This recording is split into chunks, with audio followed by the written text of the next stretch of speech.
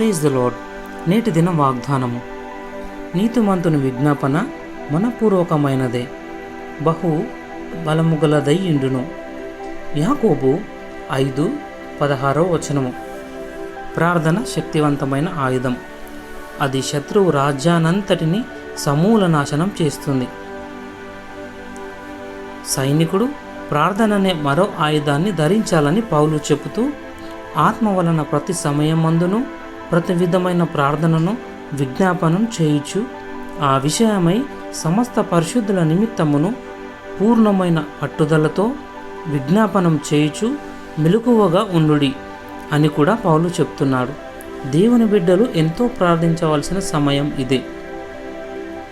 యేసు ప్రభు ఒక మాదిరి ప్రార్థన మన ముందుంచాడు. యేసు ప్రభు నిత్యం ప్రార్థించాడు. మోషే చేతులెత్తి, సొలొమోను చేతులు చాపి, నెహెమ్యా కన్నీరు కారుస్తూ, ఎస్తేరు ఉపవాసముండి ప్రార్థించారు. దానియేలు రోజుకు 3 సార్లు, దావీదు రోజుకు 7 సార్లు ప్రార్థించాడు. వారి ప్రార్థనకు ఫలితం మీకే తెలుసు. అయితే ఇక్కడ లెక్కలేనంత మంది బయలు ప్రవక్తలు వారి దేవుడిని, ఓ బయలా మా ప్రార్థన వినుమని ప్రార్థన చేసేవారి కానీ ఒక మాట అయినా జవాబు లేదు. చివరికి ప్రార్థించడం మానుకున్నారు. తర్వాత ఏలియా వంతు వచ్చింది. అవును, ఇప్పుడు లోకమంతా నిస్సహాయతతో అలసిపోయి ఏమి చేయలేక చాతకిలబడిపోయింది. ఇప్పుడు మన వంతు వచ్చింది. ఏలియా ఏం చేశాడు? ఏలియా పడిపోయిన యెహోవా బలిపీఠాన్ని బాగు చేసి ప్రార్థించాడు.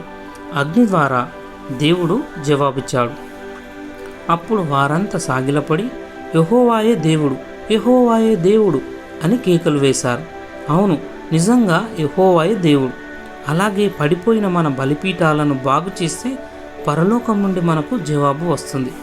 అప్పుడు ప్రతి నాలుక నిజంగా యేసుక్రీస్తే ప్రభు అని ఒప్పుకుంటుంది. ప్రార్థన.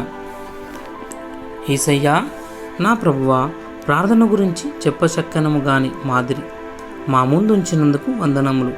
అడగడంలో, వెదకడంలో, తట్టడంలో వెనుకంజ వేయకుండా ఉండునట్లు, అలాగే శోధనలో పడకుండానట్లు విసుకకుండా కనిపెట్టి ప్రార్థించుటకు సహాయం చేయము.